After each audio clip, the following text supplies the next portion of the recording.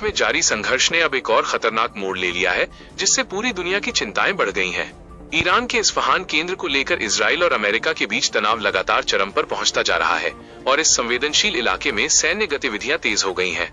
हालिया रिपोर्ट्स के अनुसार रविवार को इजराइल और अमेरिका ने कथित तौर पर 5वीं बार इस्फहान स्थित इस बेहद संवेदनशील परमाणु और सैन्य केंद्र को निशाना बनाया।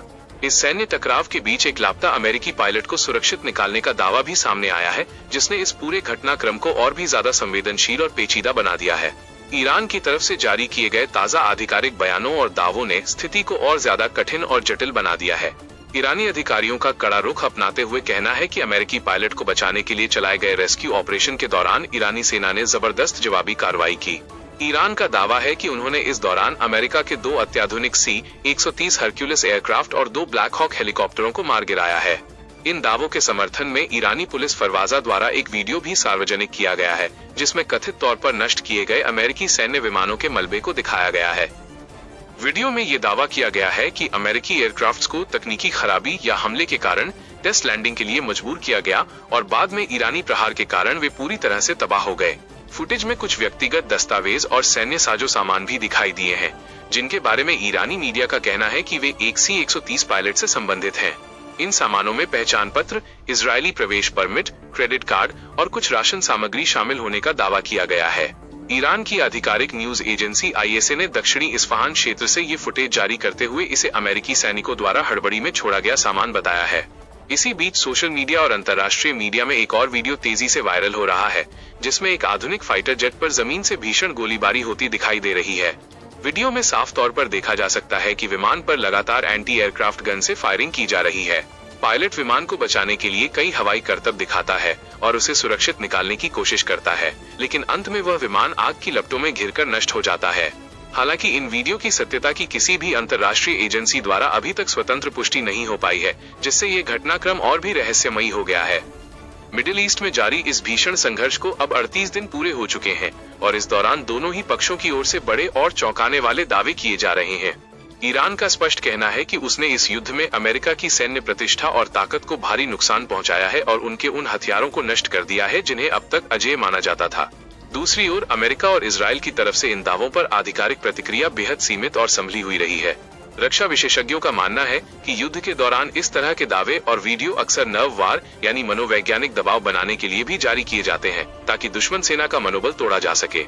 ऐसे में इन दावों की सत्यता की जांच करना बेहद जरूरी हो जाता है, क्योंकि यह युद्ध अब केवल हथियारों तक सीमित नहीं रह गया है, बल्कि सूचना युद्ध, इंफॉर्मेशन वॉरफेयर का रूप ले चुका है। इस्फहान केंद्र पर हुए इस हमले और उससे जुड़े घटनाक्रमों ने पूरे पश्चिम एशिया में युद्ध की ज्वाला को और भड़का दिया है और स्थिति हर पल बदल रही है। ईरान और इजराइल के बीच जारी यह सीधा युद्ध सोमवार को उस समय एक और भयानक और दुखद मोड़ पर पहुंच गया, जब ईरान की ओर से दागी गई एक शक्तिशाली बैलिस्टिक मिसाइल सीधे इजराइल के तीसरे सबसे बड़े शहर हाइफा के एक घनी आबादी वाले आवासीय इलाके पर जा गिरी। इस विनाशकारी हमले में एक 6 मंजिला रिहायशी इमारत ताश के पत्तों की तरह ढह गई, जिसमें दबकर अब तक कम से कम 2 नागरिकों की मौत की आधिकारिक पुष्टि हो चुकी है। घटनास्थल से मिल रही भयावह तस्वीरों के मुताबिक धमाका इतना जोरदार था कि कंक्रीट की मजबूत इमारत देखते ही देखते मलबे के ढेर में तब्दील हो गई। इजरायली बचाव दल और होम फ्रंट कमांड के जवान पिछले कई घंटों से राहत कार्य में जुटे हैं और मलबे को हटाने की कोशिश कर रहे हैं। अब तक 2 शवों को बाहर निकाला जा चुका है, जबकि 2 अन्य नागरिक अभी भी लापता बताए जा रहे हैं, जिनके मलबे के नीचे दबे होने की गहरी आशंका है।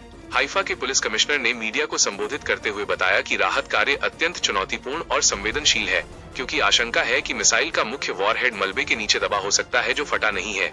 इस कारण वहां किसी भी समय एक और बड़ा विस्फोट होने का खतरा मंडरा रहा है, जिसे देखते हुए एहतियात के तौर पर आसपास की सभी इमारतों को खाली करा लिया गया है।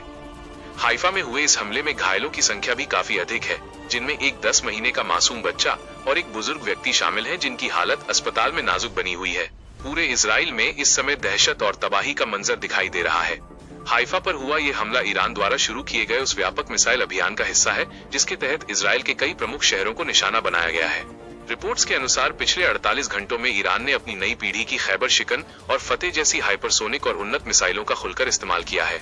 हाइफा के अलावा तेल अवीव के पास स्थित रमत गन और बेनी ब्रेक जैसे इलाकों को भी भारी नुकसान पहुंचने की खबरें हैं। इन क्षेत्रों में ईरान ने कथित तौर पर क्लस्टर बमों से लैस मिसाइलों का उपयोग किया है, जो हवा में ही खंडित होकर सैकड़ों छोटे बमों में बदल जाती हैं और एक बड़े क्षेत्र में तबाही मचाती हैं। इसके कारण न केवल रिहायशी इमारतें क्षतिग्रस्त हुई हैं, बल्कि बड़े पैमाने पर इजराइल का बिजली ग्रिड और संचार व्यवस्था भी ठप हो गई है। सड़कों पर खड़ी दर्जनों गाड़ियां आग के गोले में तब्दील होकर राख हो गई हैं, जो इस हमले की तीव्रता को बयां करती हैं। इजराइल के दक्षिणी हिस्से, विशेष रूप से अराद और डिमोना क्षेत्र, जहां इजराइल के परमाणु और सामरिक केंद्र स्थित हैं, वहां भी ईरान ने मिसाइलों की बारिश की है। हालांकि इजरायली सेना का दावा है कि अधिकांश मिसाइलों का लक्ष्य सैन्य ठिकाने थे, लेकिन तकनीकी गड़बड़ी या इंटरसेप्शन के कारण कई मिसाइलें रिहायशी इलाकों में जा गिरी, जिससे आम नागरिकों के हताहत होने की संख्या बढ़ रही है। ऐसी ही ताजा और अनसुनी खबरों के लिए अननोन न्यूज अपडेट चैनल को सब्सक्राइब करना न भूलें।